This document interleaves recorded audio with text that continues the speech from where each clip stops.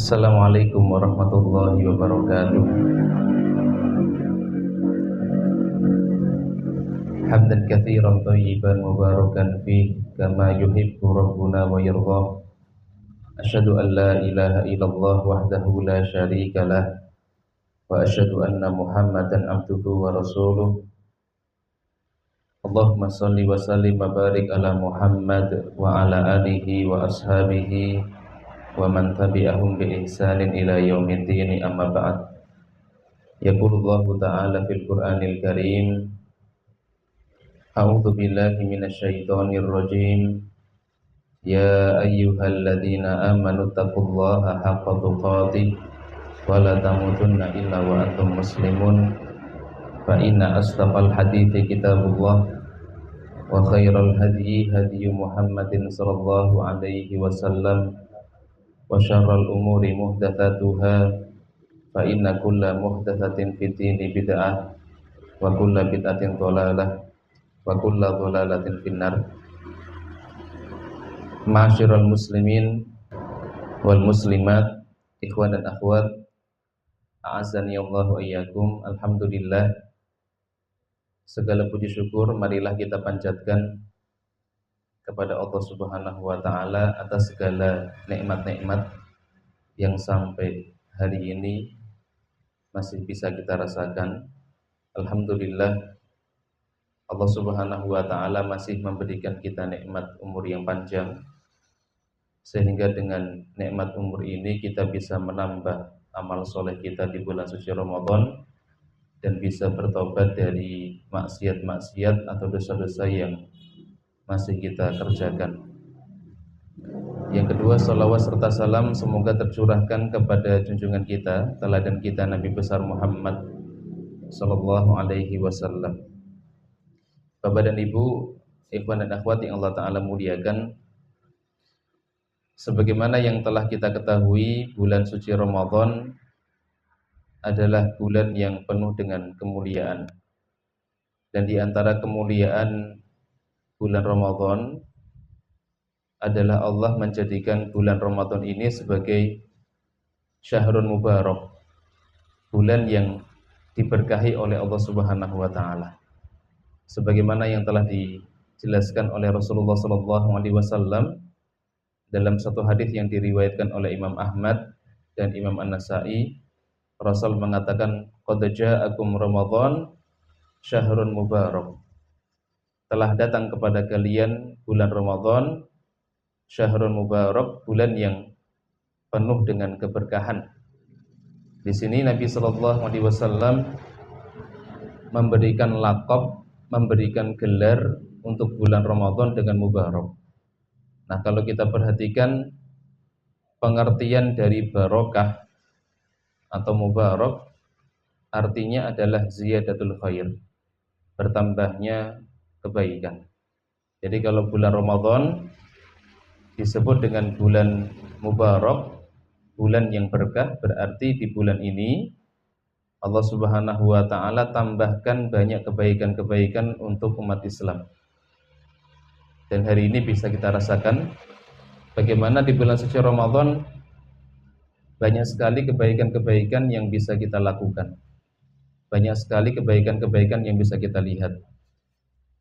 Ada orang-orang yang dia sebelumnya tidak sholat jamaah, ya, kemudian ketika datang bulan Ramadan dia mengerjakan sholat jamaah. Ada orang yang sebelumnya tidak mau nutup aurat, ya, tapi ketika masuk bulan Ramadan kemudian dia menutup auratnya. Ada orang-orang yang sebelumnya dia tidak mau berbakti sama orang tua, tidak mau bersedekah, kemudian ketika datang bulan suci Ramadan dia berubah menjadi orang yang bakti dengan orang tuanya, kemudian orang yang dermawan, orang yang bersedekah. Ini diantara contoh bagaimana Allah menjadikan bulan Ramadan itu sebagai bulan yang penuh dengan kebaikan-kebaikan.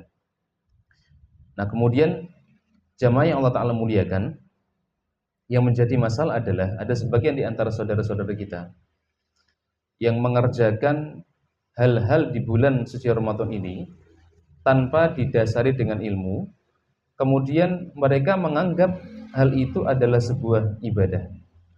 Contohnya apa Ustaz? Contohnya ada sebagian di antara orang-orang yang menghabiskan bulan Ramadan ini untuk hal-hal yang sia-sia, untuk tidur-tiduran. Ya. Ada orang yang dia di bulan Ramadan dari pagi pada subuh dia habiskan waktunya untuk tidur sampai siang hari. Kemudian siang hari menjelang zuhur dia baru bangun. Setelah itu bangun, ya, kemudian mandi. Kalau sholat alhamdulillah, kadang nggak sholat. Ya. Lanjut tidur lagi sampai asar. Setelah itu bangun mandi. Kalau dia sholat alhamdulillah. Kadang nggak sholat kemudian dipakai buat nongkrong-nongkrong, buat ngabuburit, ya, kalau istilah sekarang ini seperti itu. Dengan beralasan apa? Dengan beralasan bahwa tidurnya orang yang berpuasa itu akan bernilai ibadah atau berpahala di sisi Allah Subhanahu wa taala. Tapi betul, ada sebuah riwayat yang menjelaskan bahwa tidurnya orang yang berpuasa itu bernilai ibadah. Rasulullah sallallahu alaihi wasallam menjelaskan dalam hadisnya, "Naumus shaim ibadatun wa sumtuhu tasbihun." Rasul mengatakan tidurnya orang yang berpuasa itu ibadah, kemudian diamnya itu adalah tasbih. Hadis ini diriwayatkan oleh Imam Al-Baihaqi. Tapi kalau kita perhatikan riwayat hadis ini atau perawi hadis ini di dalam meriwayatkan hadis yang diriwayatkan oleh Baihaqi ini ada satu perawi namanya Ma'ruf bin Hasan. Ma'ruf bin Hasan ini adalah orang yang dianggap dhaif, ya, atau orang yang lemah, sehingga derajat hadis ini adalah hadis yang dhaif, ya. Sehingga kita nggak bisa bersandar dengan hadis ini. Kalau kita berpuasa di bulan Ramadan, kita habiskan waktunya untuk tidur-tiduran, kemudian bisa bernilai ibadah di sisi Allah Subhanahu wa taala. Sebagian ulama mengatakan bahwa tidurnya orang berpuasa itu bisa bernilai pahala kalau satu, tidurnya itu tidak kebanyakan, ya. Tidurnya tidak kebanyakan atau tidak berlebihan, ya. Jadi kalau dia tidur siang hari, ya, hanya 1 jam atau mungkin setengah jam, fadhol, silahkan. Kemudian yang kedua, kalau dia pengen tidurnya dianggap sebagai tidur yang berpahala, maka dia niatkan ketika tidur tujuannya adalah untuk bisa beribadah di malam hari lebih maksimal, ya. Mungkin dia bisa lebih tahan begadang dalam rangka untuk baca Quran atau dalam rangka untuk mengerjakan sholat malam, ya. Atau dia tidur tujuannya adalah untuk menghindari maksiat-maksiat yang memang susah untuk dihindari kalau dia melek, ya. Maka tidur yang seperti ini dikatakan oleh para ulama bisa bernilai ibadah. Nah, jamaah yang Allah Ta'ala muliakan, oleh karenanya penting bagi kita semua untuk membuat sebuah daftar, ya, atau menentukan ibadah-ibadah apa yang bisa kita kerjakan selama Ramadan. Supaya apa? Supaya waktu di bulan Ramadan kita ini tidak sia-sia. Ramadan tidak hanya kita gunakan untuk tidur-tiduran saja. Sebagian orang menghabiskan waktu di bulan Ramadan dengan cara tidur karena mereka tidak tahu apa yang harus mereka kerjakan di bulan Ramadan ini, ya. Sehingga mereka lebih memilih untuk tidur bermalas-malasan daripada mengerjakan amalan yang bisa mendatangkan manfaat. Padahal kalau kita melihat, ya, banyak sekali amalan-amalan yang bisa kita kerjakan dari bangun tidur sampai nanti mau tidur kembali. Yang mana amalan-amalan ini disunahkan oleh Nabi Shallallahu Alaihi Wasallam. Kalau kita selama ini hanya mendengar sunnah-sunnah ketika di bulan Ramadan itu hanya 7 poin, 8 poin, atau mungkin 10 poin. Ternyata ada banyak sekali sunnah-sunnah, ada banyak sekali amalan-amalan yang bisa kita praktekkan dan itu semuanya bisa mendatangkan pahala. Insya Allah di kesempatan kali ini, ya, kita akan mencoba jelaskan amalan-amalan apa saja yang bisa kita kerjakan dari bangun tidur sampai kita mau tidur kembali. Supaya apa? Supaya waktu kita ini benar-benar kita maksimalkan untuk hal-hal yang baik, ya. Bukan kita gunakan untuk hal-hal yang tidak pasti, tidak jelas, ya. Karena hakikatnya seseorang itu kalau dia tidak disibukkan dengan kebaikan, Bapak Ibu, biasanya dia akan disibukkan dengan hal-hal yang tidak baik. Ya, sebagaimana yang telah disampaikan oleh Al-Imam Ibnul Qayyim Al-Jauziyah rahimahullahu taala, beliau mengatakan wa nafsuka in ashghalat habil haqqi wa illa ishtaghalat kabil batil. Kata beliau, jika dirimu tidak disibukkan dengan hal-hal yang baik, maka pasti kamu akan disibukkan dengan hal-hal yang batil. Maka pasti kamu akan disibukkan dengan hal-hal yang buruk. Jadi kalau kita tidak bisa memilah-memilih ibadah atau amalan-amalan yang baik, biasanya kita akan disibukkan dengan hal-hal yang sia-sia, kita akan disibukkan dengan hal-hal yang buruk seperti itu. Nah, dalam kesempatan kali ini, insya Allah akan kita jelaskan ya, amalan-amalan apa saja yang bisa kita kerjakan. Ada amalan-amalan yang taksis, yang dikhususkan hanya bisa dikerjakan di bulan Ramadan. Kemudian ada ibadah-ibadah atau amalan-amalan yang sebenarnya secara umum ini bisa kita praktekkan sehari-hari, bukan hanya di bulan suci Ramadan. Nah, insya Allah penjelasan kami ini akan kita sampaikan ya, mengambil faedah dari apa yang ditulis oleh Ustadz kita ya, Ustadz Abdul Twasikal ya, di dalam buku beliau 24 jam di bulan suci Ramadan.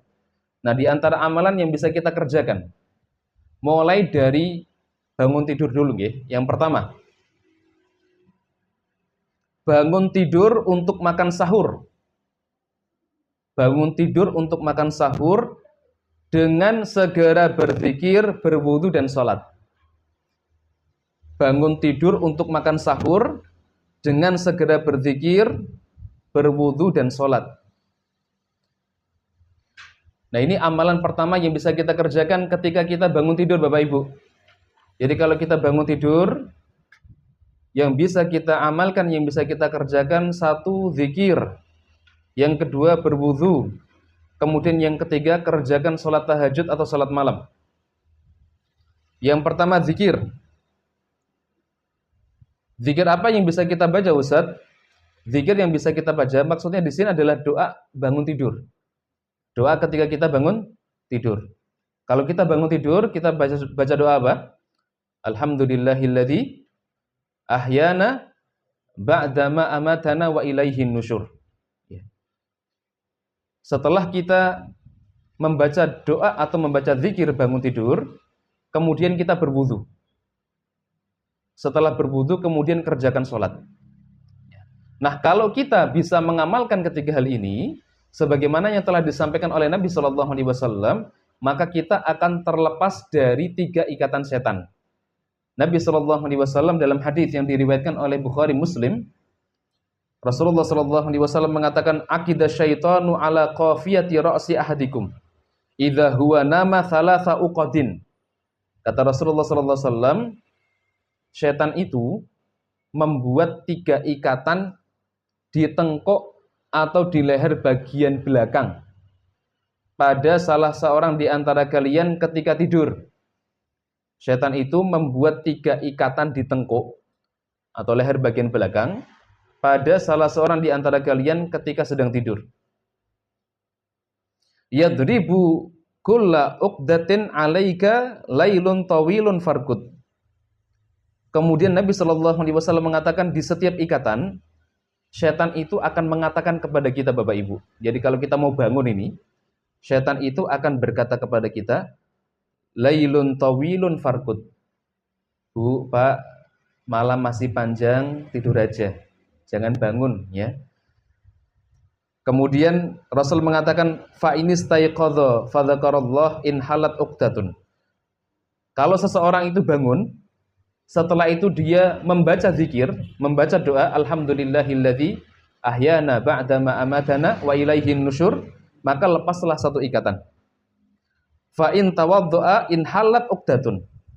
Kalau dia sudah bangun, zikir, baca doa, kemudian setelah itu wudu, maka setelah dia wudu, lepaslah ikatan yang kedua. Fa in shalla in halat uqdatun. Kemudian kalau dia sudah selesai wudu, dia lanjutkan dengan mengerjakan salat tahajud, maka lepaslah ikatan yang ketiga. Fa asbaha nasyitan thayyiban nafsi. Maka orang yang seperti ini, Bapak Ibu, dia akan bangun pagi dalam kondisi nasyitan thayyiban nafsi, dalam kondisi semangat. Dalam kondisi semangat dan dalam kondisi bergembira. Wa illa asbaha khabithan nafsi kaslan. Kalau dia tidak mengerjakan hal ini, maka pagi harinya dia dalam kondisi tidak ceria dan dalam kondisi kaslan, dalam kondisi malas. Rawahul Bukhari wa Muslim. Hadis ini diriwayatkan oleh Imam Al-Bukhari dan Imam Muslim. Nah, kalau kita simpulkan sekali lagi, poin pertama, amalan yang pertama yang bisa kita kerjakan ketika kita bangun tidur, satu, zikir. Yang kedua, wudu. Yang ketiga adalah kita mengerjakan sholat tahajud. Kita mengerjakan sholat tahajud. Nah, mungkin muncul pertanyaan di antara Bapak Ibu, Ustadz, kalau di bulan Ramadan ini, bukankah malam harinya kita sudah mengerjakan sholat tarawih, Ustadz? Kita sudah sholat tarawih, bagi bapak-bapak mungkin sholat tarawihnya di masjid, bagi ibu-ibu kemudian sholat tarawihnya di rumah, ya. Apakah kita masih boleh untuk mengerjakan sholat malam lagi? Tapi Bapak Ibu yang Allah Ta'ala muliakan, sholat malam menurut pendapat jumhurul ulama, mayoritas ulama, ini jumlahnya tidak terbatas. Jumlahnya tidak terbatas. Jadi tidak dibatasi sholat malam itu harus 11 rakaat, 13 rakaat, atau mungkin 23 rakaat. Bahkan di dalam mazhab Hanafi, sholat malam itu bisa sampai, atau sholat tarawih itu bisa sampai 36 rakaat. Ya. Jadi boleh kita mengerjakan sholat tahajud, meskipun kita di malam harinya sudah mengerjakan sholat tarawih bersama dengan imam di masjid. Kalau kita bangun di sepertiga malam, kita kerjakan sholat tahajud atau sholat malam. Ya, fadl boleh mengerjakan 2 rakaat, boleh mengerjakan 4 rakaat, boleh 6 rakaat, boleh, bahkan boleh lebih dari itu. Asalkan kita tidak mengulangi lagi sholat witir yang sebelumnya sudah kita kerjakan di malam hari. Kenapa? Karena kata Nabi SAW, la witrana fil lail. Tidak ada 2 witir di dalam satu malam. Tidak ada 2 witir dalam satu malam. Ya, ini terkait dengan amalan pertama yang bisa kita kerjakan. 1, bangun tidur untuk makan sahur dengan segera berzikir, berwudu dan sholat. Kemudian poin yang kedua, amalan kedua yang bisa kita kerjakan adalah setelah sholat tahajud, berdoa sesuai dengan hajat yang diinginkan. Berdoa sesuai dengan hajat yang diinginkan. Jadi setelah kita mengerjakan sholat malam di poin yang pertama, maka poin yang kedua diusahakan setelah sholat malam kasih spare waktu kita untuk berdoa kepada Allah. Jangan langsung ke dapur ambil nasi kemudian makan. Kita manfaatkan ada waktu yang sangat mustajab untuk berdoa, minta sama Allah Subhanahu wa taala. Dan itu dijelaskan oleh Nabi sallallahu alaihi wasallam bahwa di sepertiga malam ini merupakan waktu yang sangat mustajab bagi kita untuk minta sama Allah. Bahkan Allah Subhanahu wa taala menyuruh kepada hamba-hambanya untuk minta sama Allah. Dan itu dijelaskan oleh Nabi sallallahu alaihi wasallam dalam hadis yang diriwayatkan oleh Imam Al-Bukhari dan Imam Muslim. Rasul mengatakan, yanzilu rabbuna tabaraka wa ta'ala kulla lailatin ila sama'i dunya. Rasul mengatakan Rabb kita tabaraka wa ta'ala itu turun ke langit dunia ketika tersisa sepertiga malam terakhir. Ketika tersisa sepertiga malam terakhir. Kemudian yaqulu man yad'uni fa astajib lahu. Allah Subhanahu wa taala kemudian berkata kepada hamba-hambanya. Apa kata Allah? Allah mengatakan man yad'uni fa astajib lahu. Barang siapa yang dia berdoa kepadaku, maka aku akan ijabahi, aku akan kabulkan apa yang dia minta. Man yas'aluni fa u'tiyahu. Siapa saja yang dia minta kepadaku, maka aku akan berikan apa yang dia minta. Man yastaghfiruni fa aghfir lahu. Barang siapa yang dia minta ampun sama aku, maka aku akan ampuni dosa-dosa dia. Aku akan ampuni dosa-dosa dia. Seperti itu. Nah, ini hal kedua yang bisa kita lakukan ya setelah kita mengerjakan sholat malam di poin yang pertama. Kemudian yang kedua, minta sama Allah. Berdoa kepada Allah Subhanahu wa taala. Silahkan mau berdoa terkait dengan hajat-hajat dunia fadhol atau hajat-hajat untuk akhirat kita juga silahkan. Ya. Ini poin yang kedua. Yang ketiga, ya, ini agak kita percepat nih karena ada sekitar hampir 40-an poin ya. Yang ketiga, Melakukan persiapan untuk makan sahur. Melakukan persiapan untuk makan sahur, lalu menyantapnya. Nah, poin yang ketiga, kita persiapan untuk makan sahur, kemudian makan sahur. Nah, terkait dengan sahur ini termasuk sunnah muakkadah. Sunnah yang sangat ditekankan ketika kita menjalankan ibadah puasa di bulan suci Ramadan. Sehingga jangan sampai semalas apapun kita untuk bangun sebelum subuh, diusahakan kita bangun untuk makan sahur. Bahkan Nabi Shallallahu Alaihi Wasallam mengingatkan walau bijur atimain, meskipun sahurnya hanya dengan satu teguk air, rapopo, asalkan kita sahur. Asalkan kita sahur. Ya, jadi poin yang ketiga adalah kita persiapan untuk sahur, kemudian setelah itu makan sahur. Ya. Nabi Shallallahu Alaihi Wasallam ketika berbicara tentang sahur, Rasul mengatakan tasaharu.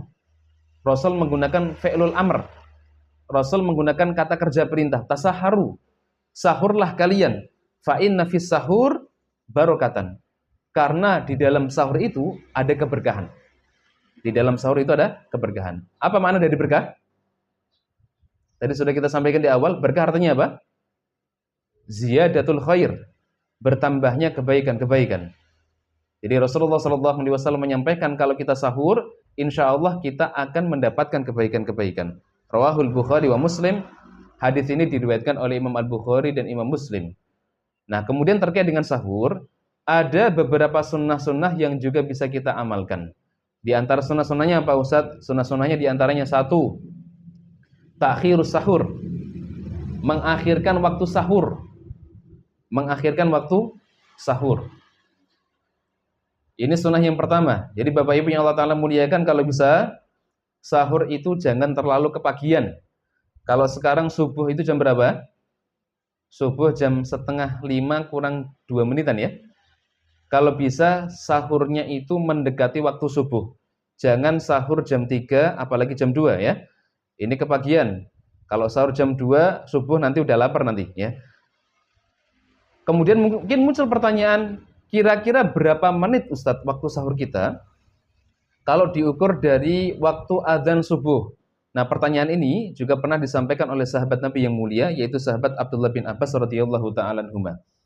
Sahabat Abdullah bin Abbas, beliau pernah bertanya kepada sahabat Zaid bin Thabit. Kenapa Abdullah bin Abbas bertanya kepada Zaid bin Thabit? Karena Zaid bin Thabit kebetulan pernah melihat Rasulullah Shallallahu Alaihi Wasallam makan sahur. Beliau pernah sahur bersama dengan Nabi Shallallahu Alaihi Wasallam. Kemudian beliau ditanya oleh Abdullah bin Abbas. Beliau mengatakan kam kana bainal adzan was sahur. Berapa jarak antara sahurnya Rasulullah dengan adzan salat subuh? Jarak sahurnya Nabi dengan adzan subuh itu kira-kira berapa? Nah, karena zaman dulu itu tidak ada hitungan jam dan tidak ada hitungan menit, maka Nabi Shallallahu Alaihi Wasallam menjawab dengan jawaban qala qadra khamsina ayatan. Jaraknya itu sekitar 50 ayat kalau kita baca Quran. Nah, Bapak Ibu, kalau jenengan baca Quran 50 ayat itu butuh waktu berapa menit? Sajam, kelamaan itu. 50 ayat itu kalau dibaca normal nggih, tidak terlalu cepat dan tidak terlalu lambat, itu sekitar 15-20-an menit. Ya. Jadi kalau bisa waktu sahur kita selesainya itu sekitar 15-an menit sebelum waktu azan. Ya. Jadi kalau misalkan selesainya azan itu 4:30, selesainya itu jam 4:04 misalkan, atau jam 4:10, jam 4:10 atau 20. Kira-kira jenengan harus sahur jam berapa kalau selesainya jam 4:04? 3:30. Makan 45 menit nih. Jam 4 deh. Jam 4 lah ya. Kalau dengan persiapannya mungkin 3:30 silahkan ya. Tapi mungkin sahur mulai jam 4 atau 4 kurang sedikit lah, begitu. Ya, jadi ini kurang lebih waktu sahur yang bisa kita amalkan, ya. Ta'khirus sahur, mengakhirkan waktu sahur, ya. Mengakhirkan waktu sahur. Kemudian sunnah yang kedua ketika kita sahur, disunahkan untuk sahur dengan tamar. disunahkan untuk sahur dengan tamar. Nah, ini bedanya dengan buka. Kalau buka atau iftar, kita disunahkan untuk mengawali dengan makan rutop. Rutop itu apa? Rutop itu kurma basah atau kurma muda. Nah, sedangkan tamar ini adalah kurma kering. Jadi di dalam hadis Nabi Shallallahu Alaihi Wasallam, Rasul mengatakan, "Ni'mas sahuril mu'min at-tamru." Sebaik-baik sahur untuk orang mukmin adalah at-tamr atau kurma kering. Rawahu Abu Dawud wa shahahahu Al-Albani. Hadis ini diriwayatkan oleh Abu Dawud dan disahihkan oleh Syekh Al-Albani. Jadi kalau bisa disiapkan bukan hanya sekedar nasi, tapi juga disiapkan tamar atau kurma, ya, plus air tentunya. Tapi jangan kemudian kita hanya sekedar mencukupkan diri dengan makan tamar atau makan kurma, nggih. Jadi kemarin saya sempat melihat ada postingan dari Ustaz Rayhanul Bahrain, ya. Jadi beliau mendapatkan aduan dari jamaah. Ya, jamaah ini menyampaikan, "Ustaz, saya sahur berusaha mengamalkan sunnah Nabi dengan memakan kurma saja. Kurma saja. Ternyata pagi hari saya sudah lapar," katanya. Dijawab sama beliau, "Betul, sahur dengan kurma itu bagian dari sunnah, tapi tetap disesuaikan dengan kondisi kita. Kalau kita terbiasa dengan makanan pokok nasi, ya sudah, sahurnya nasi dengan kurma. Bukan hanya dengan kurma saja kemudian kita tidak makan nasi. Karena di zaman Nabi Shallallahu Alaihi Wasallam, di sana makanan pokoknya itu adalah tamar. Jadi kurma itu juga menjadi makanan pokok. Makanya boleh zakat dengan zakat kurma, ya. Boleh zakat dengan zakat kurma.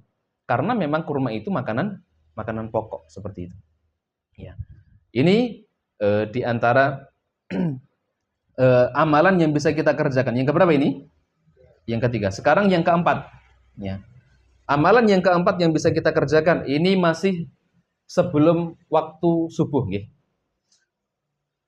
Yang keempat adalah memperbanyak istighfar sambil menunggu adzan subuh.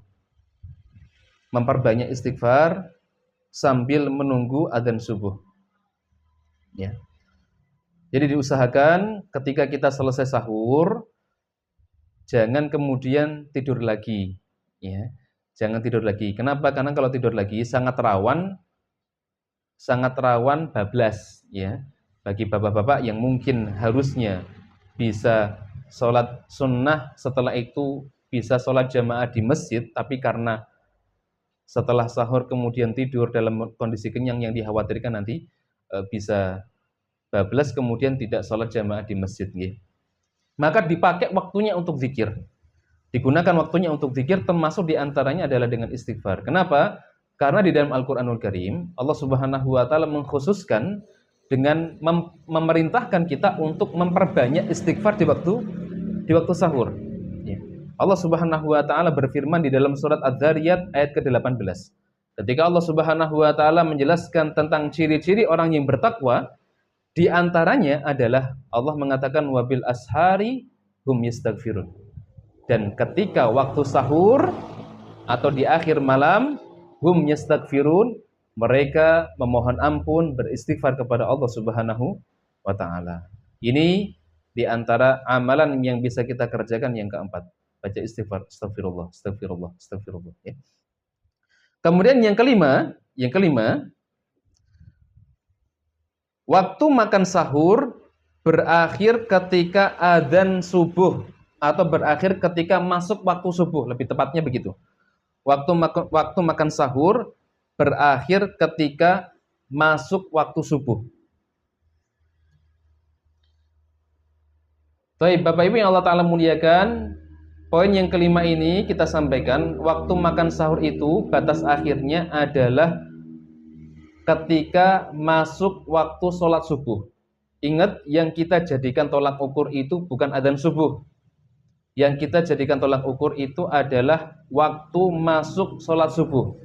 Kenapa kita tidak boleh menjadikan adzan itu sebagai patokan, Ustaz? Karena begini Bapak Ibu yang Allah Ta'ala muliakan, terkadang muadzin itu dia adzannya agak telat. Misalkan subuh itu ternyata sudah masuk jam 4:28. Muadzin terkadang adzannya jam 4 lebih 30 menit. Atau jam 4 mungkin lebih dari 35. Sehingga kalau kita makan sahur patokannya ketika kita mendengar adzan subuh, kebetulan masjid di dekat rumah kita adzannya jam 4 lebih 35, ini bahaya nih, ya. Kenapa? Karena sudah masuk waktu subuh dari tadi. Ya. Subuh itu kalau sekarang jam 4 lebih berapa? Jam 4 lebih 28 nggih. Gitu nggih. Jadi sekali lagi jangan pakai patokan adzan, kecuali kalau adzannya tepat waktu silahkan. Ya, tapi yang kita jadikan patokan adalah kapan masuk waktu sholat subuh. Sekarang ini alhamdulillah kita dimudahkan. Sudah ada jadwal waktu sholat, ya. Sholat subuh sudah ditentukan jadwalnya. Zuhur sudah ada, asar sudah ada, maghrib sudah ada, semuanya sudah ada seperti itu. Nah, kemudian poin yang kelima tadi, ya, saya sampaikan, waktu sahur itu berakhir ketika masuk waktu subuh. Sehingga apa? Sehingga tidak boleh kalau sudah adzan subuh kita masih makan. Kalau sudah masuk waktu subuh kita masih makan, hukumnya tidak boleh. Dalilnya apa, Ustaz? Yang menjelaskan bahwa waktu subuh itu adalah waktu batas akhir kita makan. Dalilnya ada di dalam surat Al-Baqarah ayat ke-187. Nanti Bapak Ibu bisa baca, ya. Allah berfirman, "Wa kulu washrabu hatta yatabayyana lakumul khaytul abyadu minal khaytil aswadi minal fajr, tsumma atimmus siyama ilal lail." Kata Allah Subhanahu wa taala, dan makan minumlah kalian sehingga terang bagi kalian antara benang putih dari benang hitam, yaitu waktu fajar.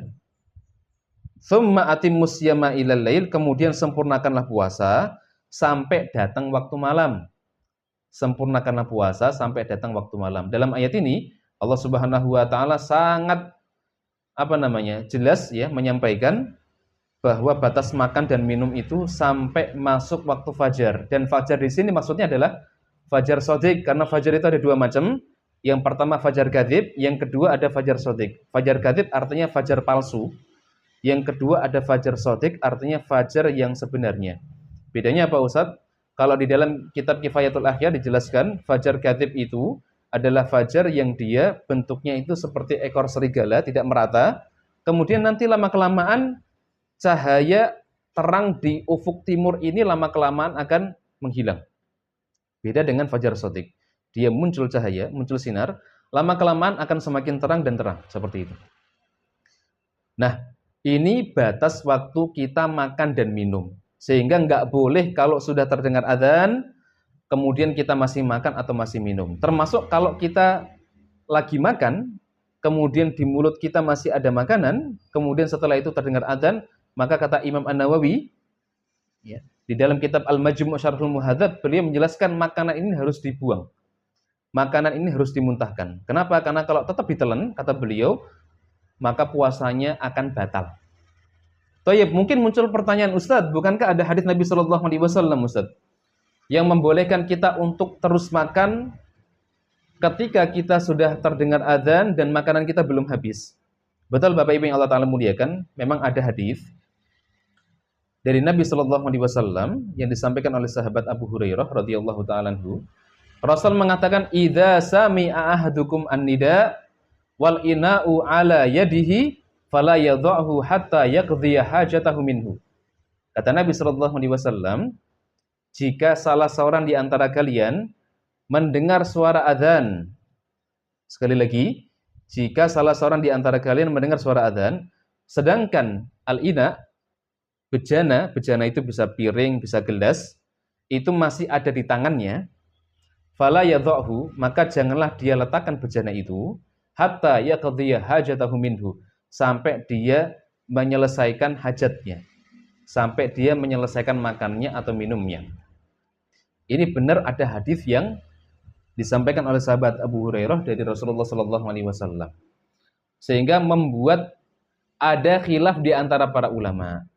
Sebagian ulama betul membolehkan kalau kita masih makan dan terdengar adzan, kita boleh melanjutkan. Tapi kalau kita mengacu dengan pendapatnya jumhurul ulama, mayoritas ulama berpendapat tidak boleh dilanjutkan. Kenapa? Karena ada alasannya. Ada hujahnya.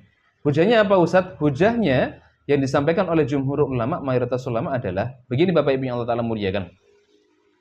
Nabi SAW tadi menyampaikan, kalau kalian mendengar adzan, kalian masih makan, silakan dilanjutkan makan kalian.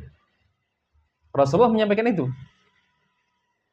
Kemudian dijawab oleh jumhur ulama bahwa muadzinnya Nabi itu ada 2 orang.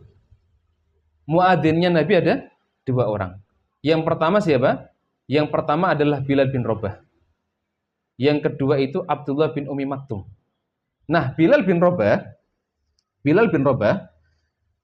beliau mendapatkan amanah dari Nabi SAW untuk adzan yang pertama, adzan sebelum subuh. Adzan ini biasanya dipakai untuk membangunkan orang-orang untuk mengerjakan sholat malam, sholat tahajud, sholat witir, atau mungkin sahur. Kemudian adzan yang kedua adalah adzan yang dikumandangkan oleh Abdullah bin Umi Maktum.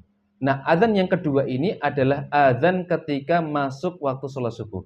Kata Nabi SAW dalam hadis yang diriwayatkan oleh Imam Al-Bukhari dan Imam Muslim, Rasul mengatakan apa? Rasul mengatakan begini Bapak Ibu. Inna Bilalan yu'adzin bilailin.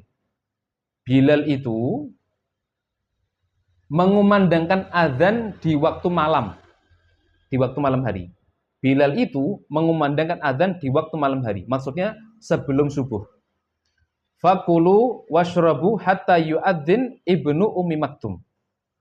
Maka makan dan minumlah kalian sampai kalian mendengar adzannya Abdullah bin Umi Maktum.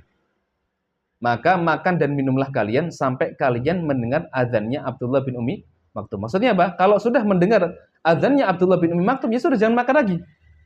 Karena adzannya Abdullah bin Umi Maktum itu adzan subuh. Kalau kalian mendengar adzannya Bilal, silakan dilanjutkan. Ya, masih boleh makan. Kenapa? Karena Bilal adzannya itu sebelum masuk waktu sholat subuh. Ini jawaban dari jumhur ulama. Sehingga kalau kita pengen lebih ihtiyaton itu kehati-hatian. Dan kita pengen lebih selamat, yang lebih selamat adalah khuruju minal khilaf. Keluar dari khilaf para ulama. Maksudnya keluar dari khilaf para ulama bagaimana Ustaz? Begini. Kalau jenengan Bapak Ibu dengar suara adzan subuh masih makan dan minum, ada yang menentang boten? Ada yang mengatakan tidak boleh? Ada, jumhur ulama. Tapi kalau jenengan berhentinya sebelum terdengar adzan subuh, ada nggak yang menentang? Tidak ada. Ini yang disebut dengan khuruju minal khilaf. Keluar dari khilaf atau perselisihan para ulama. Begitu. Bisa dipahami ya? Ya, ini terkait dengan waktu sahur itu berakhir ketika masuk waktu sholat subuh. Yang keberapa ini? Yang keenam. Yang keenam. Bagi yang berada dalam kondisi junub, maka segera mandi. Bagi yang berada dalam kondisi junub, maka segera mandi. Mandi wajib nggih. Masih dibolehkan mandi meskipun sudah masuk waktu subuh. Masih dibolehkan mandi meskipun sudah masuk waktu sholat subuh.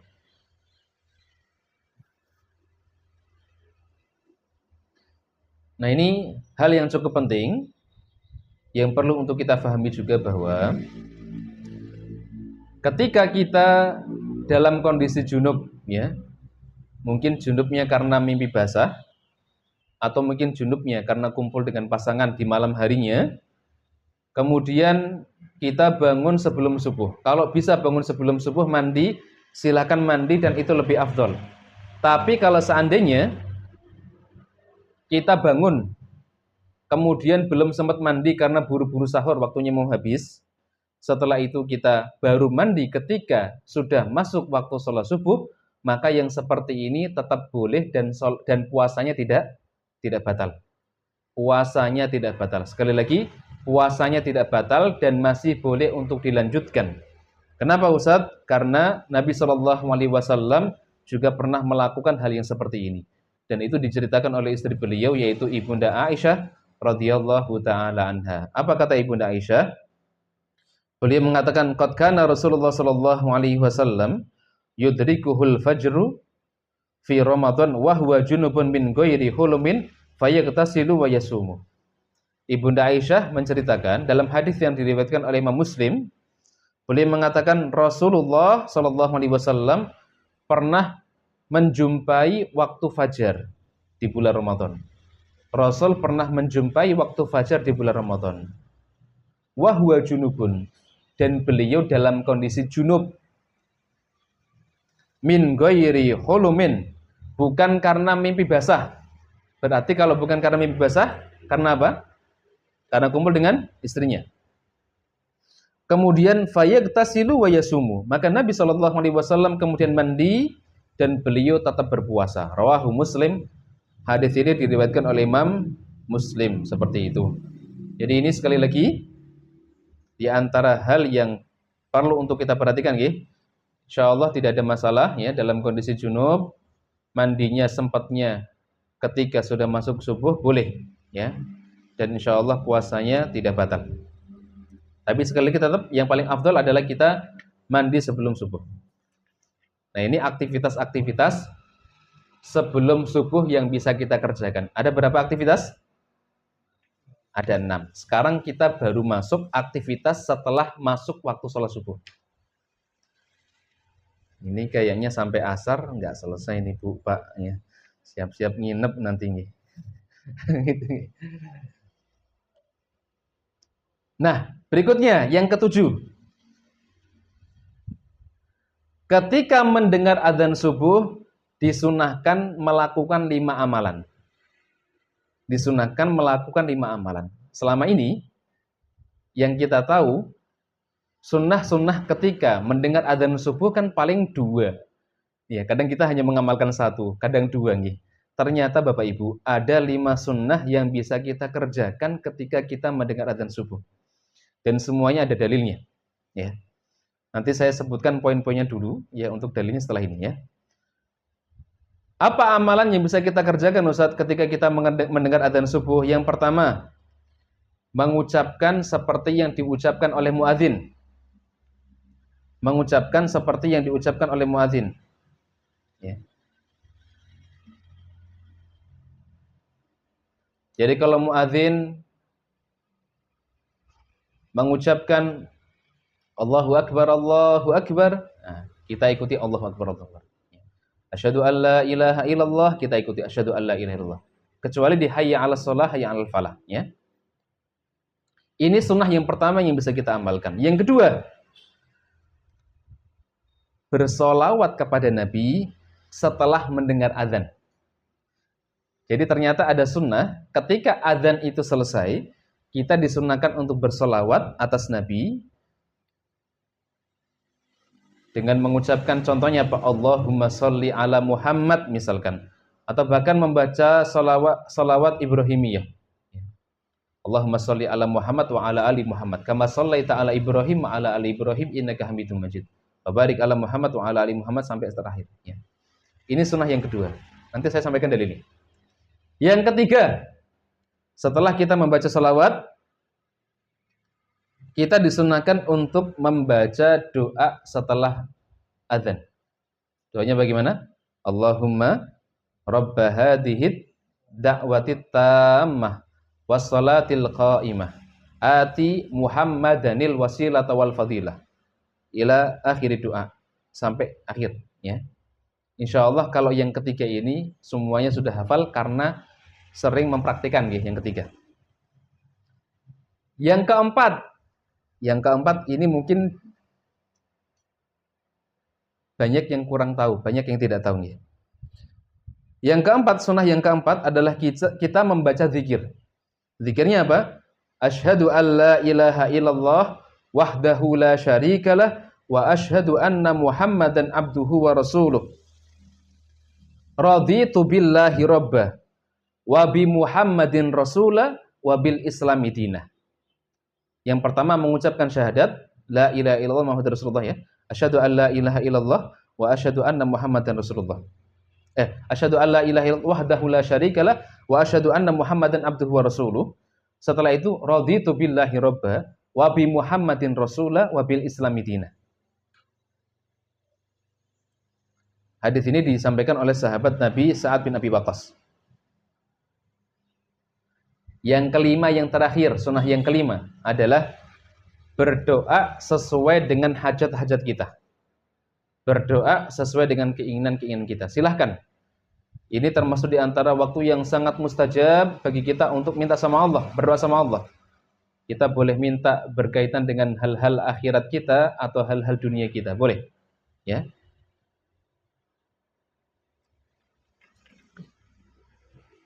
Ini 5 amalan yang bisa kita kerjakan dan semuanya ada dalilnya. Untuk poin 1 sampai poin ketiga, dalilnya ada hadis yang disampaikan oleh Abdullah bin Amr bin Al-As. Ini hadisnya cukup panjang ya, tapi diriwayatkan oleh Imam Muslim. Kemudian perintah untuk berdoa, Allahumma rabba hadhihi da'wati tammah wa sholatil qa'imah, sampai akhir, sampai selesai. Ini ada di dalam hadis yang diriwayatkan sahabat Jabir bin Abdullah. Diriwayatkan oleh Imam Al-Bukhari. Kemudian dalil terkait dengan poin keempat, sunnah untuk mengucapkan zikir asyhadu alla ilaha illallah wahdahu la syarikalah wa anna Muhammadan abduhu wa rasuluh raditu billahi rabba wa bi Muhammadin rasula wa bil islami dina. Ini ada di hadis dari sahabat Sa'ad bin Abi Waqqas, diriwayatkan oleh Imam Muslim. Sahabat Sa'ad bin Abi Waqqas diriwayatkan oleh Imam Muslim. Ya. Ini dalil-dalil yang menjelaskan tentang kelima amalan tadi.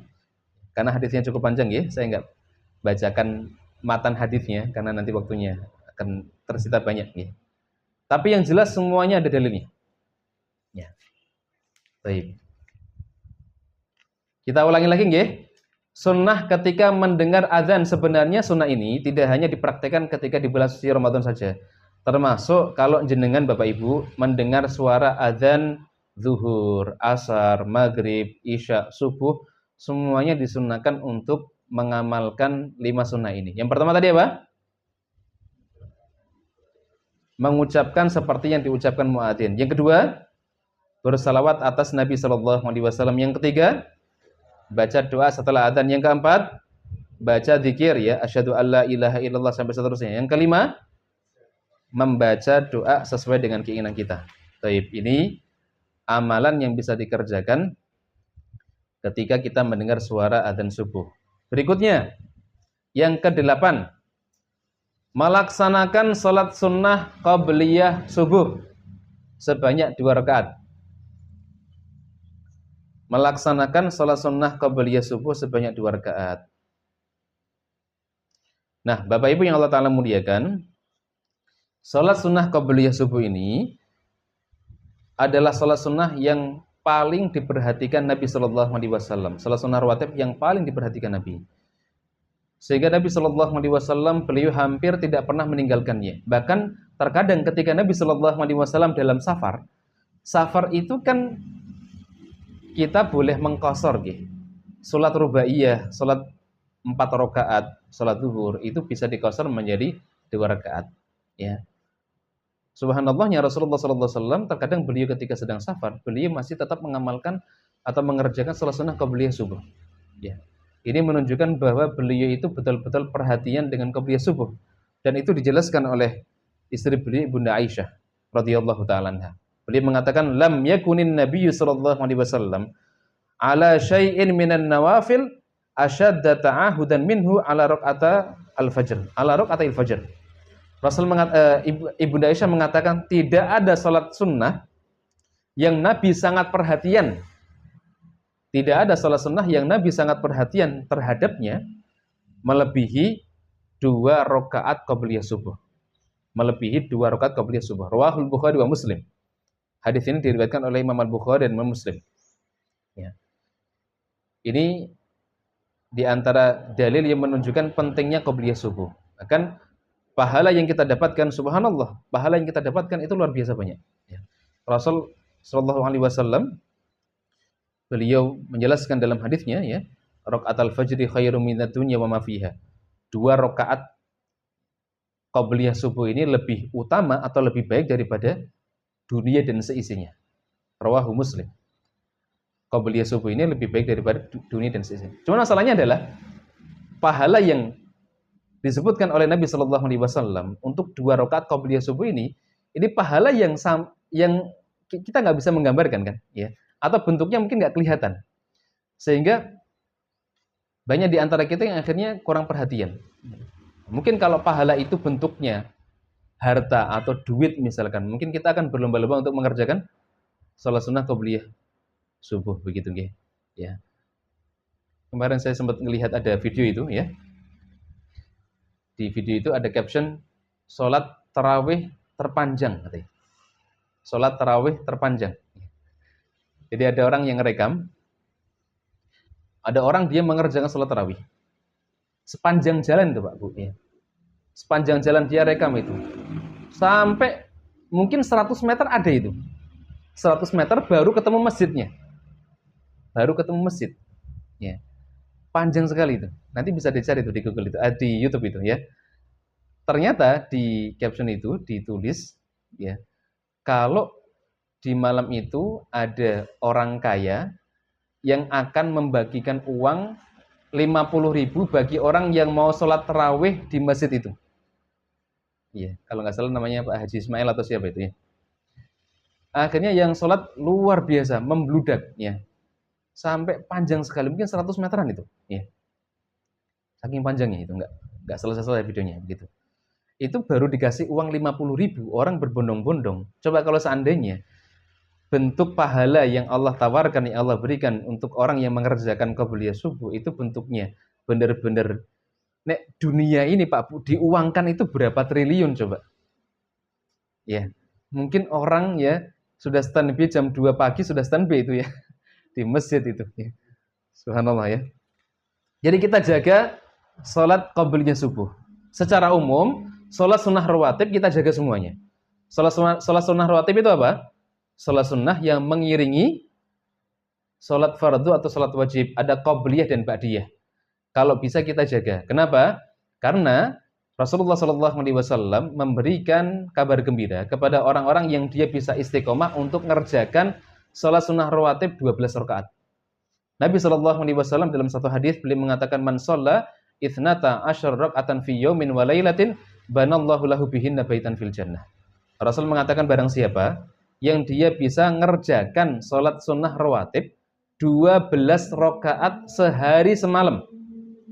Barang siapa yang dia bisa mengerjakan sholat sunnah rawatib 12 rakaat sehari semalam, banallahu lahu bihinna baitan fil jannah. Maka Allah akan bangunkan rumah di surga untuk dirinya. Allah akan bangunkan rumah di surga untuk dirinya. Ini kalau kita bisa jaga salat sunnah rawatib 12 rakaat. 12 rakaat ini apa saja? Ditafsir oleh Rasulullah. Diperinci oleh Rasulullah. Rasul kemudian menjelaskan. Pertama, 4 rakaat qabliyah zuhur. 4 rakaat sebelum zuhur. Dikerjakan mathna. Dikerjakan 2 rakaat salam, 2 rakaat salam. Yang kedua, 2 rakaat ba'diyah zuhur. Yang ketiga, 2 rakaat ba'diyah maghrib. Yang keempat, 2 rakaat ba'diyah isya. Yang kelima, 2 rakaat qabliyah subuh. Ini sholat sunnah rawatib 12 rakaat yang diwasiatkan oleh Rasulullah supaya kita jaga. Dan kalau kita jaga, kita istiqomahkan, insya Allah Allah nanti akan siapkan rumah di surga untuk kita. Dan inilah sholat sunnah rawatib yang disebut dengan sholat sunnah mu'akkadah. Sholat sunnah rawatib yang ditekankan. Ada sholat sunnah rawatib ghairu mu'akkadah, ada yang mu'akkadah. Ghairu mu'akkadah itu tidak terlalu ditekankan. Ya, contohnya apa? Contohnya misalkan qabliyah maghrib. Qabliyah maghrib ada, tapi termasuk sholat sunnah rawatib yang ghairu mu'akkadah tidak terlalu ditekankan. Ya, kalau kita bisa mengerjakan silahkan. Kalau enggak juga enggak apa-apa. Tapi diusahakan yang 12 rakaat itu kita istiqomahkan setiap hari, kalau bisa. Baik, yang keberapa ini? Yang ke-9.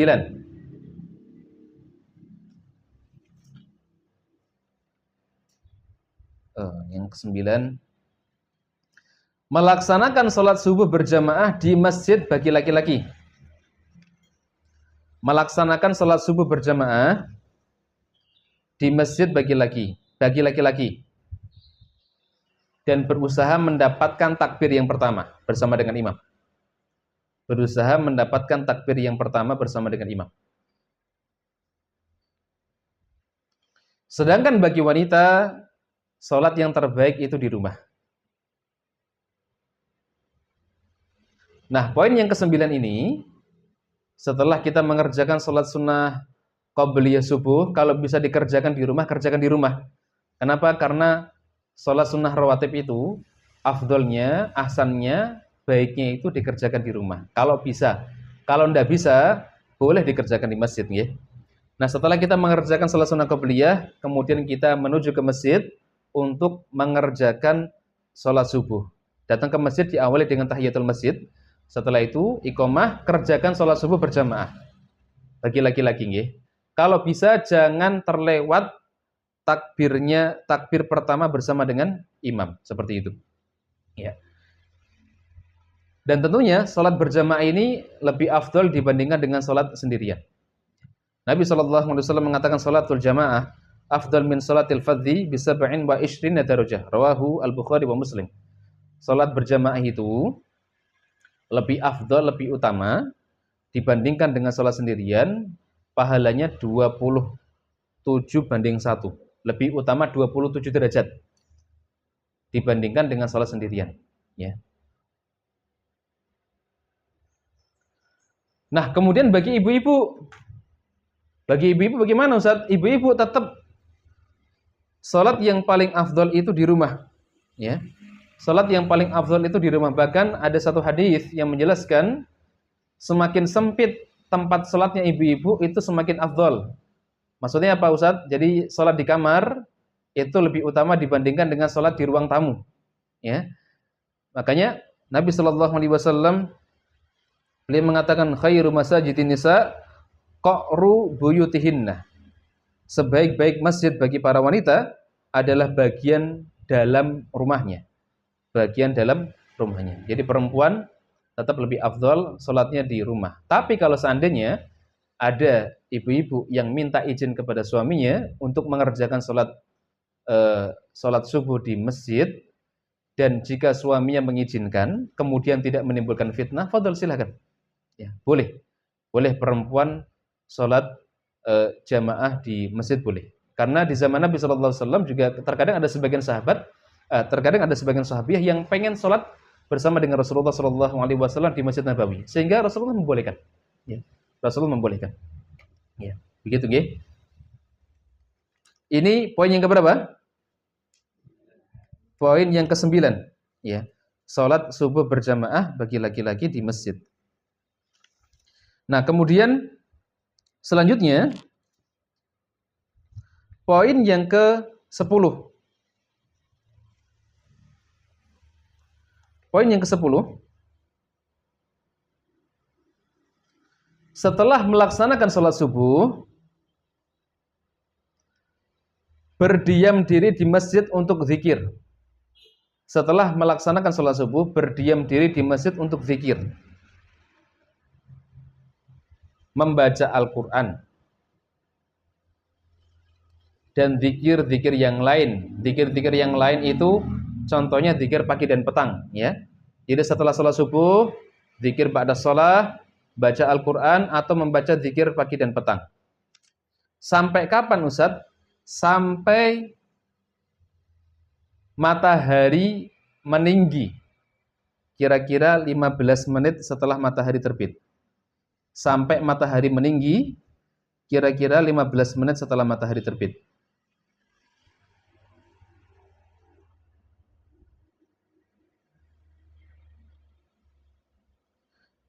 Nah, setelah itu bisa mengerjakan sholat sunnah syuruk. Nanti saya jelaskan hukumnya, nggih.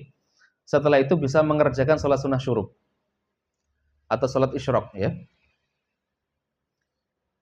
Bahkan pahalanya dijanjikan oleh Nabi SAW seperti pahala haji dan pahala umrah. Tamah, tamah, tamah. Sempurna, sempurna dan sempurna. Nah, terkait poin yang ke berapa ini? Ke-10 ya?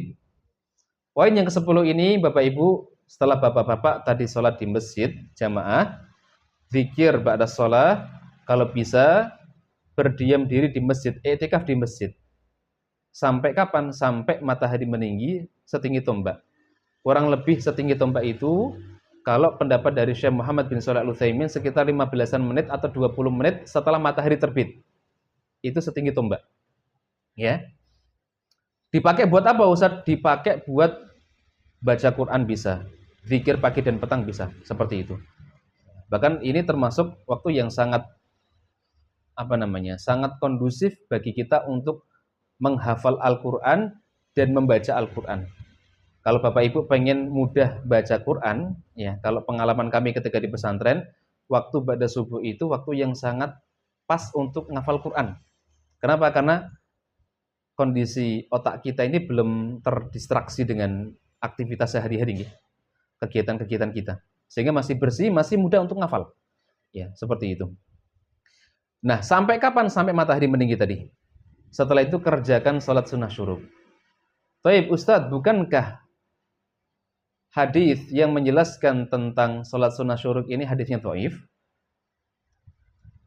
Itu penjelasan dari sebagian ulama atau sebagian asatidz. Betul Bapak Ibu yang Allah Ta'ala muliakan. Sebenarnya hadis yang menjelaskan tentang keutamaan orang yang mengerjakan sholat subuh berjamaah di masjid, setelah itu dia duduk untuk zikir, kemudian sampai matahari terbit setinggi tombak, setelah itu dia mengerjakan sholat sunnah syuruk, ini hadisnya menurut sebagian ulama dihukumi dhaif.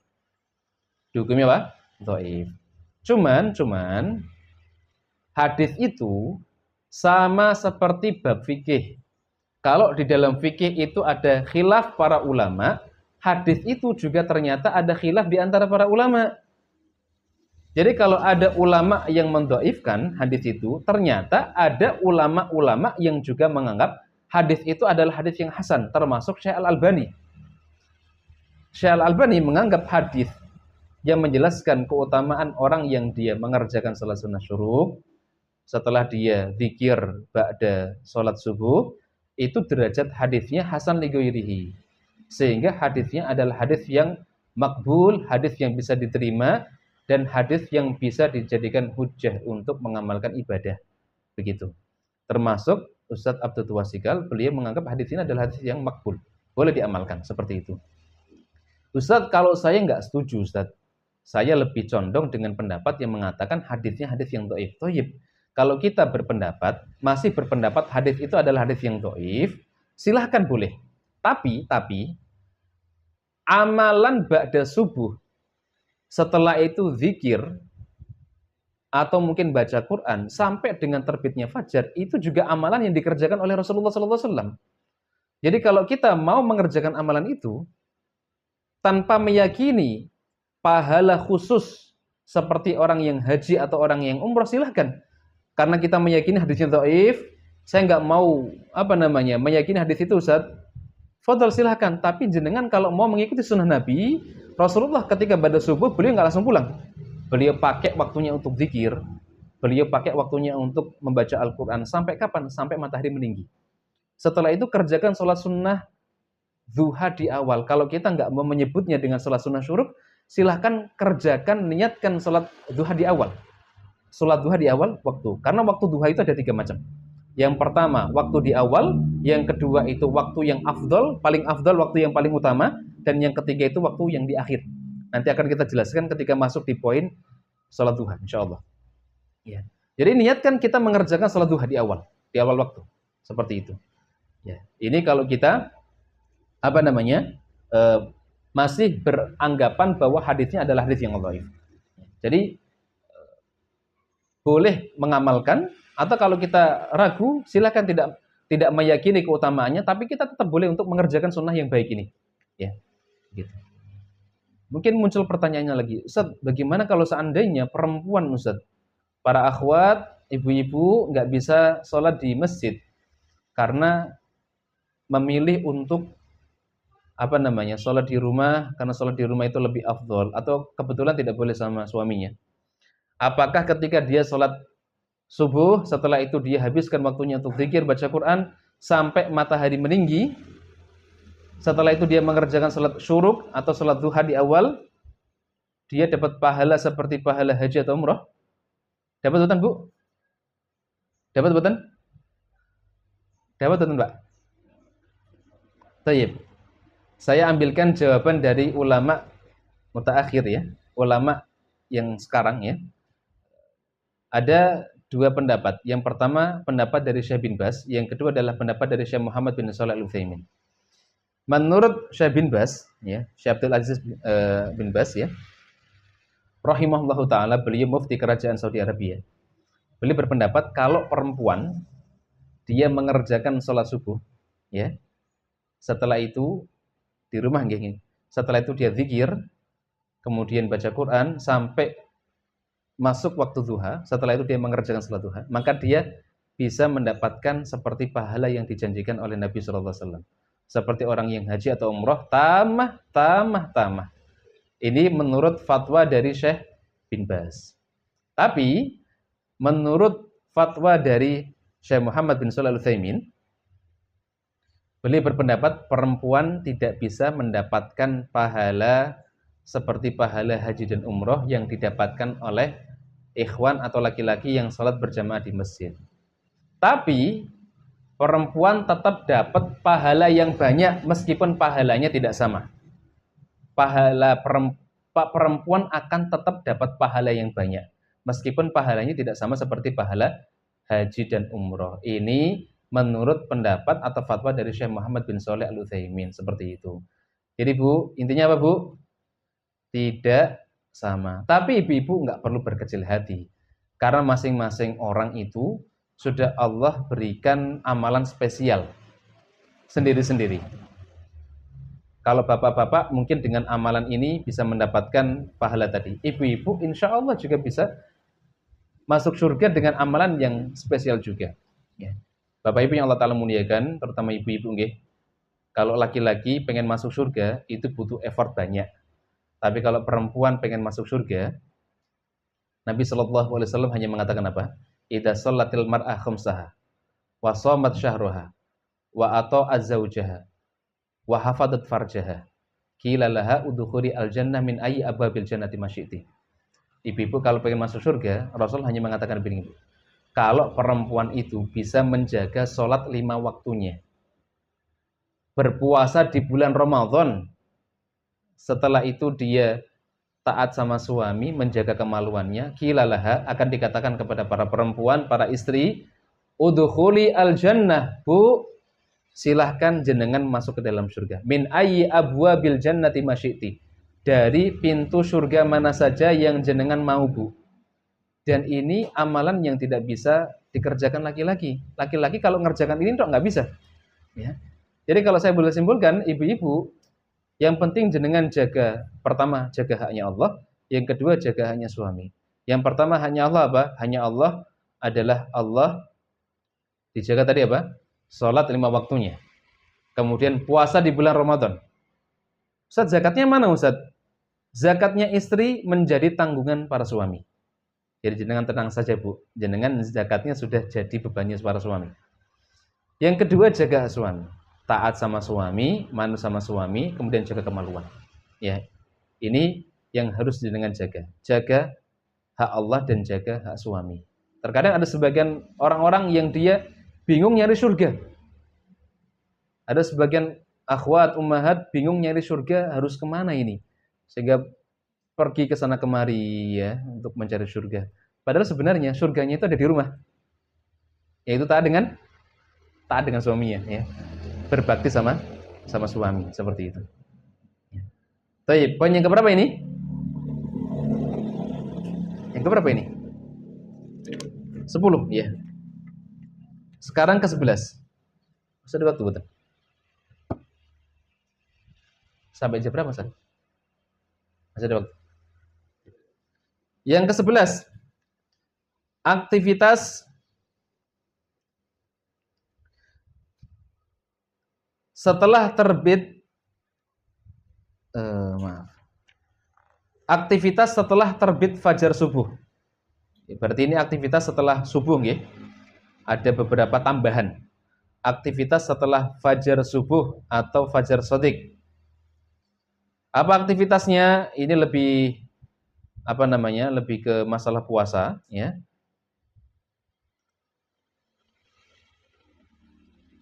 Aktivitasnya apa? Aktivitasnya adalah menjalankan rukun puasa dan menghindari pembatal-pembatal puasa. Menjalankan rukun puasa dan menghindari pembatal-pembatal puasa.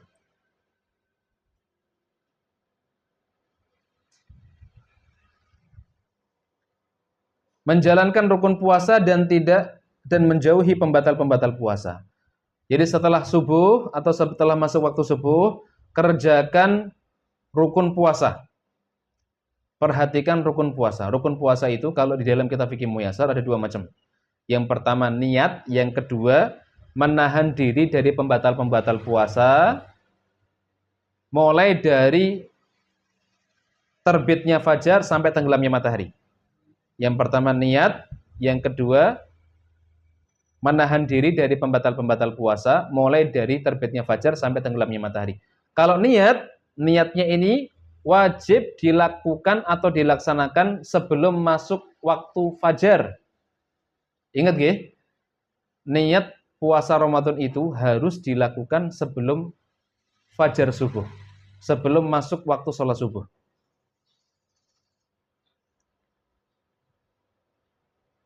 Sehingga apa? Sehingga ibu-ibu, bapak-bapak, perhatikan kalau mau melaksanakan puasa Ramadan, seandainya ragu bisa bangun di waktu sahur, silakan niat dari malam harinya.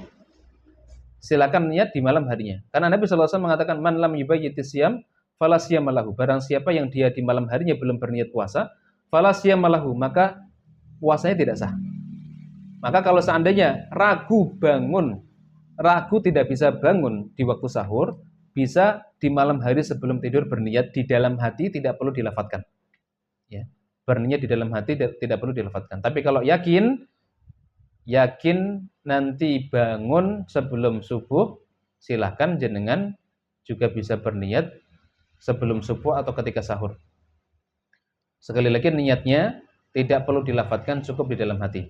Beda antara niat puasa Ramadan dengan niat puasa sunnah. Kalau puasa sunnah, niatnya boleh dilaksanakan setelah masuk waktu fajar. Tapi kalau kalau puasa Ramadan, ini niatnya tidak boleh dilaksanakan kecuali sebelum subuh. Kalau puasa sunnah boleh. Dalilnya apa? Dalilnya adalah hadis Nabi SAW. Rasul pernah bertanya kepada Ibunda Aisyah. Beliau pernah satu hari bertanya kepada Aisyah, "Ya Aisyah, hal indaki syai'un minat ta'am?" Wahai Aisyah, apakah pagi ini kamu punya makanan yang bisa saya makan? Rasul ceritanya pengen sarapan. Maka Aisyah mengatakan, la ya Rasulullah. Tidak ada makanan wahai Rasulullah. Maka Rasul mengatakan, fa ini idzan shaim. Ya sudah kalau seperti itu, saya tak puasa saja. Saya tak puasa saja. Rasul baru berniat puasa di waktu duha. Ini untuk puasa sunnah boleh. Selama apa? Selama dari fajar subuh sampai di waktu itu, dia tidak makan dan tidak minum atau tidak melakukan hal-hal yang bisa membatalkan puasa. Ya. Bisa dipahami nggih? Ini untuk puasa sunnah. Tapi kalau untuk puasa Ramadan nggak boleh. Puasa Ramadan niatnya wajib sebelum subuh. Ya. Kemudian rukun yang kedua adalah menahan diri dari pembatal-pembatal puasa mulai dari terbitnya fajar sampai tenggelamnya matahari. Ya betul. Menahan diri dari pembatal-pembatal puasa mulai dari terbitnya fajar sampai tenggelamnya matahari. Apa saja pembatal-pembatal puasa, Ustaz? Di antara contoh pembatal-pembatal puasa, 1, makan dan minum dengan sengaja.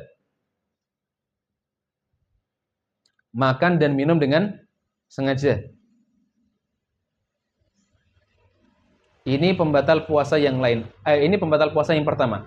Termasuk memasukkan zat ke dalam tubuh yang sifatnya itu seperti nutrisi atau sifatnya seperti makanan. Contohnya apa? Contohnya infus. Infus itu meskipun cara masuknya nggak melalui mulut, kan nggak ada orang yang minum infus ada? Ada? Ada? Ada Mas Arif? Oh enggak ada ya? Meskipun masuknya enggak melalui mulut, melalui tangan misalkan, tetap infus bisa membatalkan puasa. Kenapa? Karena orang kalau enggak makan seharian, dia diinfus, ya badannya tetap seger, ya. Karena ada nutrisi yang masuk ke dalam tubuh dia, begitu. Ya. Ini enggak boleh. Atau masuknya tidak melalui mulut tapi melalui hidung misalkan. Ya, melalui hidung. Misalkan pakai obat tetes hidung. Ini nggak boleh. Ya, kenapa? Karena antara lubang hidung dengan tenggorokan ini ada salurannya. Buktinya apa? Buktinya Nabi Shallallahu Alaihi Wasallam mengingatkan kepada kita semua, kalau kita wudhu, kemudian kita mau istinsyak, hati-hati. Rasul mengatakan wabalik fil istinsyak illa antasuma. Bersungguh-sungguhlah kalian dalam beristinsyak kecuali kamu dalam kondisi berpuasa. Rasul nyuruh kita untuk kalau istinsyak itu kan memasukkan air ke hidung kan, ketika wudhu kan. Rasul nyuruh kita untuk balik, sungguh-sungguh, serius ketika kita istinsyak. Illa antakuna shaiman, kecuali kamu dalam kondisi puasa. Kalau kamu dalam kondisi puasa, hati-hati. Istinsyaknya hati-hati. Kalau ragu ya jangan. Kenapa? Karena antara lubang hidung dengan tenggorokan ini ada salurannya, begitu. Ya. Jadi makan, minum dengan sengaja. Kalau tidak sengaja berarti boleh dan puasanya tetap sah. Ya. Kalau tidak sengaja berarti puasanya tetap sah. Yang kedua, termasuk pembatal puasa adalah muntah dengan sengaja. Muntah dengan sengaja. Berarti kalau muntah tidak sengaja puasanya tidak batal. Contohnya apa? Misalkan ada ibu-ibu hamil yang dia masih pengen puasa, kemudian dia muntah. Karena ibu-ibu hamil kan kadang hawane pengen muntah begitu. Tapi kalau muntahnya dengan sengaja, misalkan memasukkan tangan ke mulut, ke tenggorokan supaya keluar apa yang di lambung misalkan, ini muntah dengan sengaja. Atau misalkan ada orang-orang yang kurang kerjaan tempat sampah dicium-cium misalkan ya. Ini kan kurang kerjaan ya, atau knalpot ya, motor, mobil dihidupkan, dicium baunya, dan muntah misalkan. Ya, berarti dia muntah dengan sengaja. Ya, ini membatalkan puasa. Yang ketiga, melakukan hubungan suami istri. Ini termasuk pembatal puasa. Bukan hanya pembatal puasa, orang yang dia melakukan hubungan suami istri siang hari di bulan Ramadan ketika dia sedang berpuasa, dia telah melakukan al-kabair. Dia telah melakukan dosa besar. Satu, dia melakukan dosa besar dan dia wajib untuk tobat. Yang kedua, dia wajib untuk membayar kafarah. Wajib untuk apa? Bayar kafarah. Kafarahnya apa? Kafarahnya apa? Satu, membebaskan budak.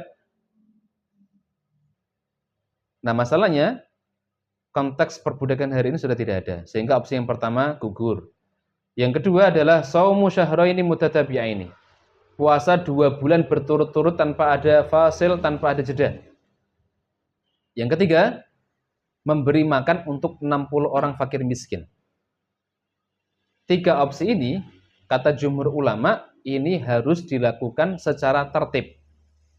Poin pertama dulu dikerjakan, kalau nggak bisa poin kedua, kalau nggak bisa baru poin yang ketiga. Nggak bisa milih. Misalkan Ustadz saya pengen milih yang gampang aja Ustadz, saya pengen milih poin yang ketiga. Ngasih makan untuk 60 orang fakir miskin, nggak bisa. Begitu. Ya. Dalilnya apa? Dalilnya adalah hadis Nabi Sallallahu Alaihi Wasallam. Di zaman Nabi Sallallahu Alaihi Wasallam pernah ada seorang laki-laki yang dia usianya sudah agak sepuh, kemudian dia mendatangi Rasulullah. Laki-laki ini mengatakan, ya Rasulullah, halaktu ya Rasulullah. Rasul, celaka aku, binasa aku. Maka Nabi kemudian bertanya, ma halakaka?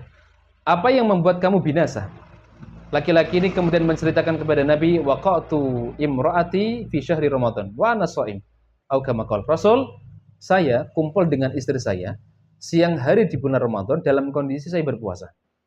Maka Rasul mengatakan, hal tastati an tu'tik raqabatan? Apakah kamu mampu untuk membebaskan seorang budak? Kata laki-laki ini, qala la astati. Saya enggak mampu ya Rasulullah. Maka Rasul mengatakan, hal tastati antasuma syahraini mutatabi'aini? Apakah kamu mampu untuk menjalankan puasa selama 2 bulan berturut-turut? Karena dia sudah mungkin sepuh ya. Laki-laki mengatakan, qala la astati. Saya enggak mampu ya Rasulullah. Maka Rasul mengatakan, hal tastati an tut'im sittina miskinan? Apakah kamu mampu ngasih makan untuk 60 orang fakir miskin? Qala la astati. Saya enggak mampu wahai Rasulullah. Famakatha Nabi sallallahu alaihi wasallam, maka Rasulullah kemudian terdiam. Setelah itu tidak berselang lama datang seorang laki-laki bawa sekepok kurma. Diberikan kepada Nabi sallallahu alaihi wasallam. Maka Nabi kemudian mengatakan, aina sa'il? Tadi yang tanya mana? Yang bertanya tadi mana? Ana ya Rasulullah. Saya tadi yang bertanya ya Rasulullah. Maka Nabi mengatakan, silahkan, ini disedekahkan untuk orang-orang fakir di wilayahmu, daerahmu.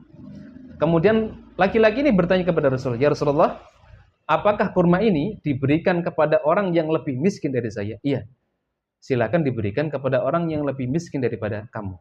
Maka laki-laki ini mengatakan, Rasul, di wilayah ini yang paling miskin, yang paling melarat saya ya Rasulullah. Maka Rasulullah kemudian tertawa sampai terlihat gigi taringnya. Kemudian sudah, ini kurma sedekah buat keluargamu saja, sudah ya. Jadi dia yang berbuat maksiat, dia yang dapat sedekah dari Rasulullah sallallahu alaihi wasallam. Ya. Jadi kewajibannya ala tertib ya. Gitu. Dan ini hati-hati ya, karena terkadang mungkin bagi bapak-bapak yang nggak paham, mungkin ibu-ibu ya, suami yang mungkin nggak tahu diingatkan, atau bapak-bapak barangkali istrinya nggak tahu diingatkan, ya seperti itu. Ustaz, kalau kondisinya ternyata si istri dipaksa bagaimana Ustaz? Kalau si istri dipaksa, ya, karena sempat ada pertanyaan itu, seorang jamaah ya, apa namanya, suaminya ya, kalau ada seorang suami dia pulang dari apa namanya luar kota, kemudian atau pulang dari kerja, ya, kemudian dia pulang ke rumah, kemudian maksa istrinya untuk ngajak kumpul. Ya, ini bagaimana sikap si istri, Ustaz? Ya. Nah, kemudian kita sampaikan, ya, sebagaimana yang disebutkan di dalam kitab Sahih Fikih Sunnah, ya, bahwa kalau seandainya istrinya mampu untuk mencegah, silakan dicegah. Kalau tidak mampu dan justru ketika melawan ada madharat yang lebih besar, maka si istri tidak berdosa. Si istri tidak berdosa, yang berdosa suami. Kemudian si suami wajib untuk membayar kafarah, sedangkan istri tidak wajib untuk membayar kafarah, hanya saja puasanya istri tetap batal dan dia wajib untuk qadha. Dia wajib untuk mengganti puasa di luar bulan suci Ramadan. Ini pembatal puasa yang ketiga. Yang keempat, mengeluarkan air mani dengan sengaja, namanya istimna, ya. Jadi mengeluarkan air mani dengan sengaja. Kalau tidak sengaja nggak batal. Contohnya apa? Contohnya orang yang tidur siang kemudian dia mimpi basah. Maka puasanya tidak batal. Dia mandi wajib, mandi junub. Yang kelima, maaf. Datang bulan atau haid dan nifas. Datang bulan dan nifas. Ini termasuk pembatal puasa. Bahkan orang yang dia haid atau nifas bukan hanya puasanya batal, tapi haram hukumnya untuk berpuasa. Jadi perempuan yang haid itu tidak boleh berpuasa, haram hukumnya. Dan dia wajib untuk mengganti puasanya di hari-hari yang lain di luar bulan suci Ramadan. Ya. Yang terakhir, di antara pembatal puasa ada gila dan murtad atau keluar dari agama Islam. Jadi Bapak Ibu yang Allah Ta'ala muliakan, sementara sampai di sini dulu ya. Sudah jam 11 ya. Mohon maaf, baru sampai poin ke berapa? 11. Poin ke-11 ya. Insyaallah sudah lumayan ya. Dari sekitar hampir 40-an poin ya. Karena beberapa poin saya ringkas ya. Gitu. Masih ada waktu untuk tanya jawab? Masih ada. Barangkali ada yang mau didiskusikan, Bapak Ibu, jika saya bisa jawab, saya jawab. Kalau tidak bisa, mungkin jadi PR buat saya. Barakallahu fikum. Silakan jika ada pertanyaan.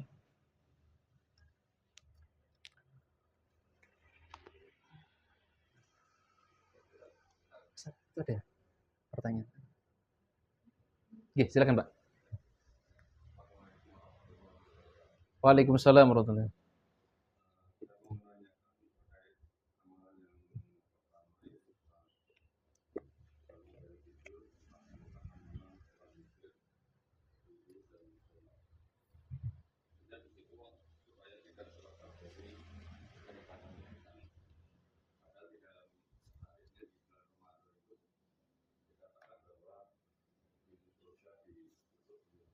Iya.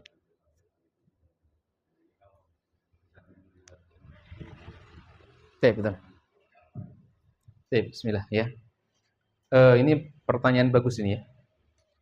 Terkait dengan amalan yang pertama, ketika kita tidur, setan itu akan mengikat tengkok kita dengan 3 ikatan. Bukankah di bulan Ramadan telah dijelaskan tughallu fihi syayatin. Setan-setan itu dibelenggu atau diikat oleh Allah Subhanahu wa taala. Gitu nggih. Pertanyaannya apakah tadi ketika kita tidur masih ada setan yang ngikat kita kan gitu. Iya, bagus ini pertanyaannya, Pak. Baik. Bapak Ibu yang Allah taala muliakan, terkait dengan hadis dari Nabi sallallahu alaihi wasallam yang menjelaskan bahwa di bulan Ramadan ini setan itu dibelenggu atau diikat oleh Allah. Ya. Dan pertanyaan ini, hal ini terkadang memunculkan pertanyaan juga. Kenapa? Kalau setan itu diikat oleh Allah Ta'ala, masih ada maksiat yang terjadi di bulan suci Ramadan.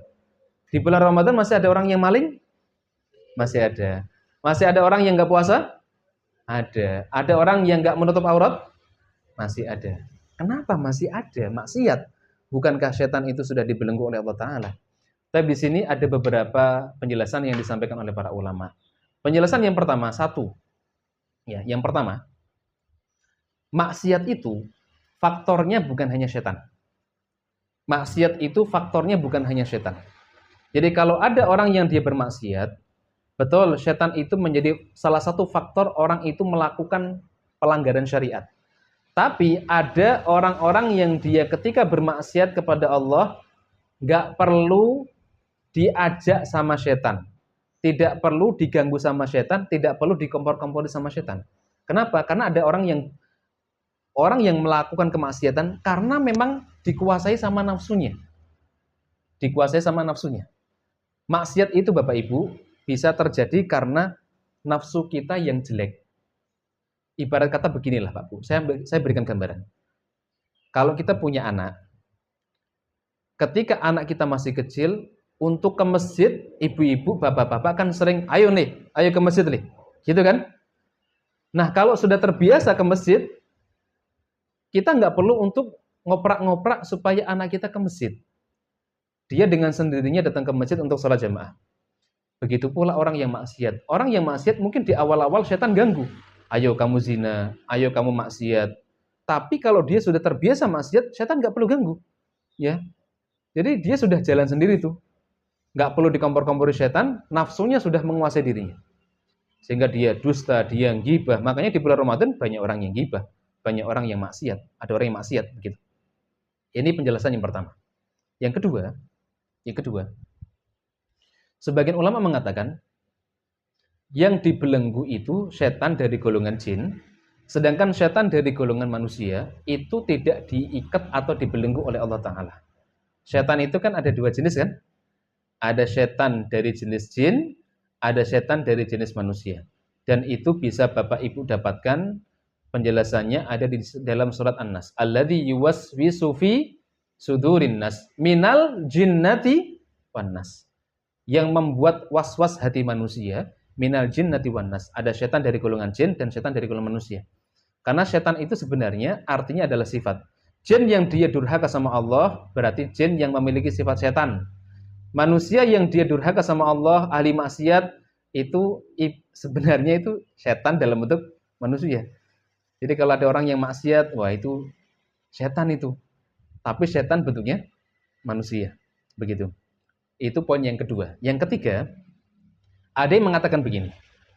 Betul, setan itu di bulan Ramadan diikat sama Allah.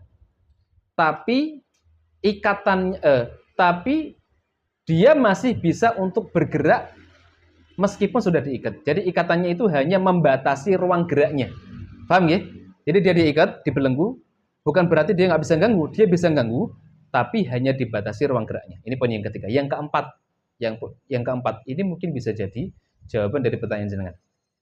Yang keempat, sebagian ulama menjelaskan bahwa hadis yang mengatakan bahwa setan itu dibelenggu ketika di bulan suci Ramadan, yang dimaksud dibelenggu atau diikat di sini, ini adalah majazi, bukan hakiki. Jadi setan itu dibelenggu, diikat, ini adalah makna kiasan, bukan makna yang sebenarnya. Majaz, pernah dengar istilah majaz nggih? Nah, yang dimaksud dengan dibelenggu di sini apa Ustaz? Maksudnya adalah karena di bulan Ramadan itu tuftahu fihi abwabul jinan, tughlaqu fihi abwabul jahim, pintu surga itu dibuka sama Allah. Artinya apa? Kata Al-Qadhi Iyad, orang itu akan dimudahkan oleh Allah untuk bisa melakukan kebaikan-kebaikan, ketaatan-ketaatan di bulan Ramadan. Jadi hati kita dibuat untuk mudah untuk taat. Dan kita dijauhkan dari maksiat. Nah, karena hati kita dikondisikan oleh Allah untuk bisa mudah melakukan ketaatan dan menjauhkan diri dari maksiat, seolah-olah setan itu diikat oleh Allah. Karena apa? Karena kita dikondisikan untuk bisa mudah berbuat ketaatan dan menjauhkan diri dari maksiat. Dan selama ini kita rasakan begitu. Kita yang selama ini Bapak Ibu malas baca Quran, coba silakan dilihat di bulan Ramadan. Baca 1 juz bisa? Sakit Bu, Pak? Bisa. Di luar Ramadan? Susah kan? Ya. Di dalam Ramadan kita infak sedekah, subhanallah, gampang itu. Tapi kadang di luar Ramadan susah. Di bulan Ramadan jenengan bisa istiqomah sholat malam 11 rakaat, bahkan ada yang 23 rakaat. Coba di luar Ramadan. Susah. Ini yang dimaksud dengan setan itu dibelenggu oleh Allah. Artinya kita itu dimudahkan untuk beribadah dan dijauhkan dari maksiat, sehingga setan itu seolah-olah peluang untuk narik kita, menggoda kita lebih kecil. Begitu. Itu nggih. Wallahu ta'ala alam bishawab.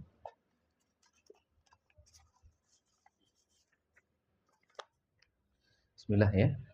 Jika kita resign dari pekerjaan dan mendapatkan pesangon, apakah kita wajib mengeluarkan 2,5% dari pesangon untuk infak? Dan sebaiknya diserahkan ke siapa jika memang harus dikeluarkan 2,5%-nya? Tapi ini berkaitan dengan zakat mal ya, tapi ini ditulis infak ya. Kalau pesangon untuk infak 2,5% ini tidak ada aturannya. Tidak ada aturannya. Kalau infak, jenengan punya uang berapapun, dapat pesangon ataukah tidak, jenengan disunahkan, diperintahkan untuk infak. Disunahkan, dianjurkan. Ya, baik punya harta banyak ataupun punya harta sedikit. Sedangkan zakat mal ini hanya diwajibkan untuk orang-orang yang memiliki harta benda yang masuk kategori zakat mal. Pertama itu, yang kedua, benda itu sudah mencapai nisab. Yang ketiga, benda itu sudah mencapai haul untuk benda-benda tertentu. Yang kedua, mencapai nisab. Nisab itu apa Ustaz? Nisab itu kadar ukuran tertentu. Kalau haul itu apa? Haul itu sudah dihitung 1 kali putaran 1 tahun dengan hitungan kalender Komariah. Sekali lagi nggih, hitungannya itu bukan kalender Masehi, tapi kalendernya kalender Komariah. Saya jelaskan lebih rinci. Yang pertama, tadi benda-bendanya masuk di dalam barang-barang yang dia wajib untuk dizakatkan. Uang termasuk harta yang wajib dizakati, betul? Wajib, betul? Wajib. Jumhur ulama mengatakan uang termasuk komoditi yang wajib untuk dizakatkan. Kenapa? Karena di zaman Nabi Shallallahu Alaihi Wasallam dinar, dirham itu adalah alat tukarnya, terbuat dari emas dan perak. Alat tukarnya. Kalau sekarang alat tukarnya rupiah, ya sudah, zakatnya adalah dengan zakat rupiah. Yang kedua, kalau sudah mencapai nisab. Nisabnya apa Ustaz? Nisabnya sama seperti nisabnya emas. Nisabnya emas berapa? 85 gram. 85 gram ini kalau diuangkan sekarang berapa? 1 gramnya berapa, Bu? 1,5. 1,5. 85 gram kali 1,5 juta. Berapa itu? 140. Enggak sampai. Sekitar 130, 140 ya. Nggih, Bu. Sehingga apa? Sehingga kalau Bapak Ibu punya tabungan jumlahnya 140 juta kurang lebih ya. Nanti bisa dimatangkan 85 gram itu kalau dikurskan dalam rupiah hasilnya berapa juta. Bapak Ibu kalau punya uang kurang lebih 140 juta dan uang itu sudah ngendap selama 1 kali haul atau 1 tahun, maka wajib untuk dikeluarkan zakatnya 2,5%. Wajib untuk dikeluarkan zakat 2,5%. Nah ini pertanyaannya adalah pesangonnya itu berapa? Kalau pesangonnya itu kecil, 30 juta, 50 juta, 100 juta, masih di bawah nisab zakat uang tadi, berarti nggak wajib untuk dizakatkan. Kecuali kalau sudah digabung antara pesangon, kemudian dengan tabungan kita, setelah itu ngendap selama 1 tahun, misalkan dikeluarkan 2,5%-nya. Gitu nggih? Oke, berikutnya. Pas puasa, telinga gatel, ana kemarin bersihkan. Aturan apakah dianggap apakah dianggap menggugurkan puasa? Insya Allah kalau telinga dibersihkan tidak membatalkan puasa. Telinga dibersihkan tidak membatalkan puasa. Yang khilaf itu kalau telinga dikasih obat tetes telinga. Ada yang mengatakan membatalkan, ada yang mengatakan tidak. Setahu saya tidak membatalkan. Ya, setahu saya tidak membatalkan. Ya. Tapi kalau kita pengen lebih aman keluar dari khilaf, ya pakai obat tetes telinganya nanti ketika setelah buka puasa.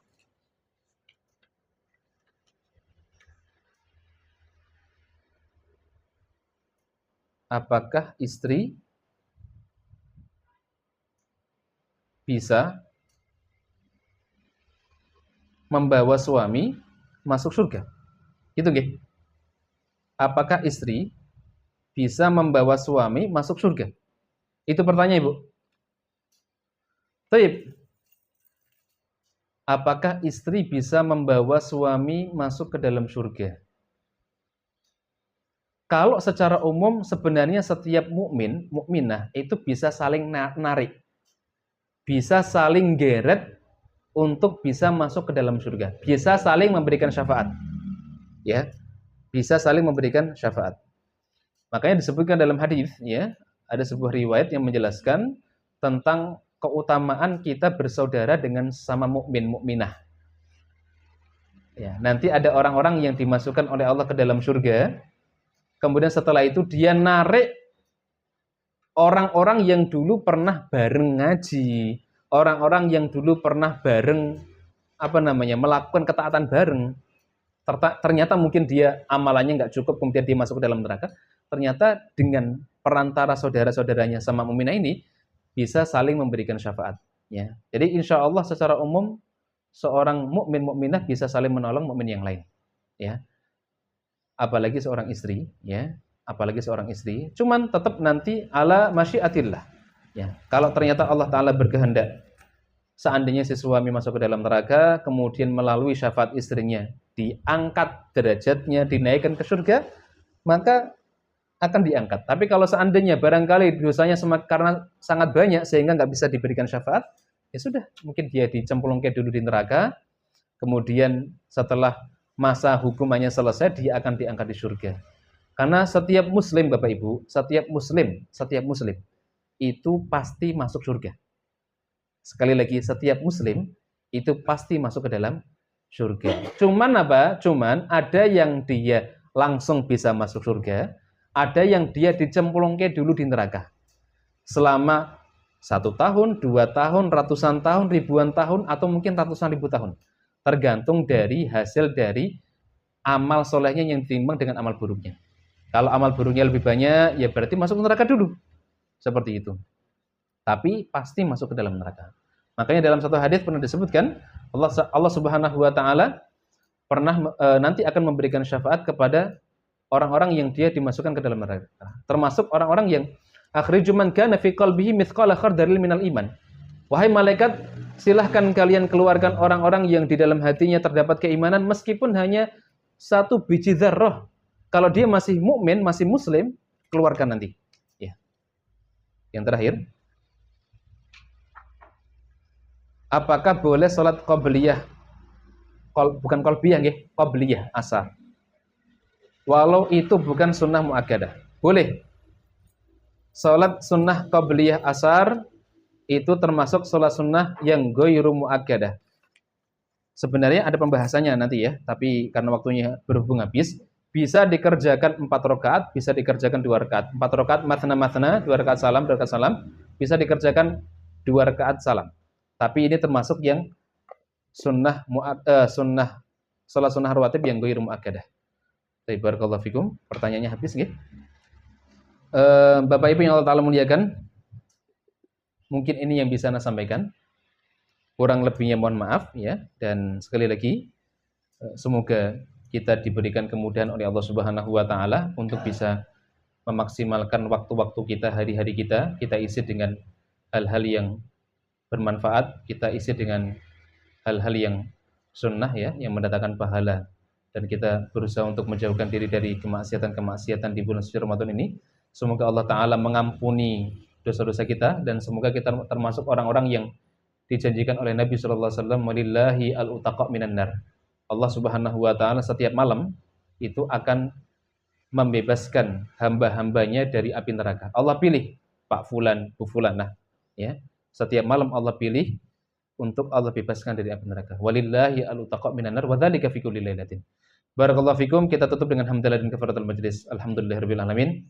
Subhanakallahumma bihamdika asyhadu an la ilaha illa anta astaghfiruka wa atubu ilaik. Assalamualaikum warahmatullahi wabarakatuh.